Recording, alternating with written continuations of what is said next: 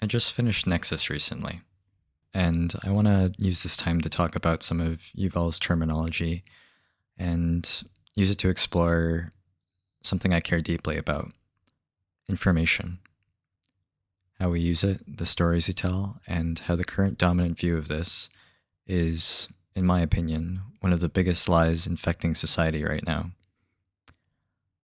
One of the most common phrases on Twitter after Elon's takeover, echoed primarily by the right, but also some on the center and left, is that bad ideas and hate speech are best countered by more speech, not government censorship.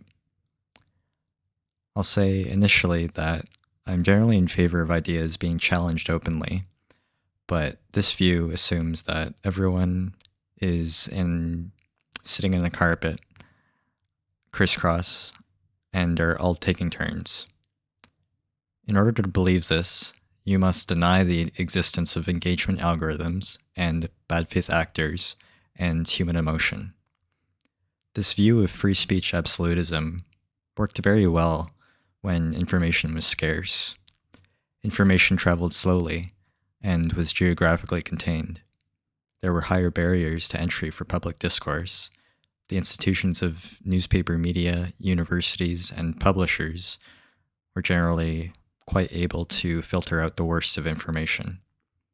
People also had to have some personal stake on the line, as most information was communicated face to face. Today, these things aren't true. Information travels at an instant, with no geographical constraints to speak of, unless you happen to be behind something like the Chinese firewall. And there's no barrier to entry to public discourse anymore.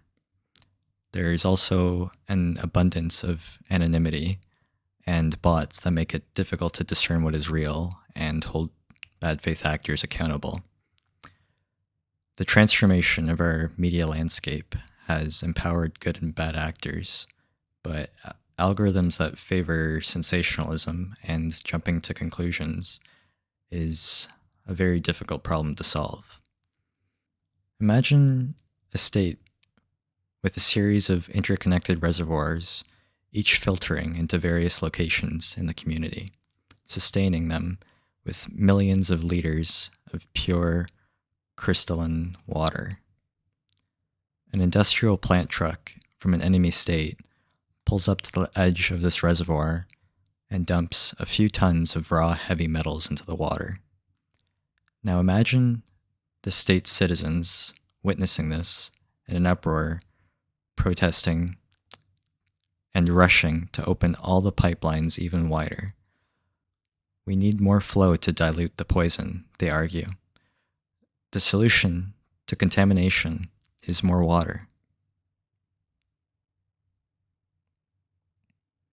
Humans are not truth-seeking machines. We are comfort creatures.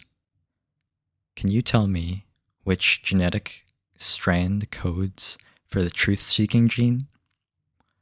Why do you apply free market principles to the most uneven, chaotic bazaar that is social media? When it does appear, truth is most often an anomaly arrived at through difficult work, and most definitely it is not some natural priority in our hierarchies. We are wired to seek comfort, avoid pain, and embrace stories that align with our existing tribes and beliefs. Truth does not rise to the top.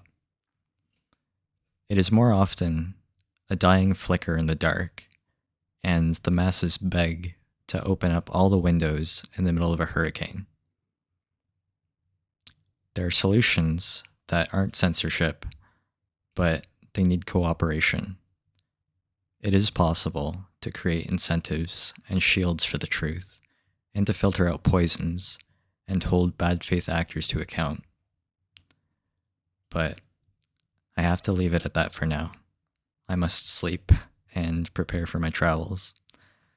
In part 2, I'll explore how we can rethink this naive approach to information. Stay tuned, and good luck.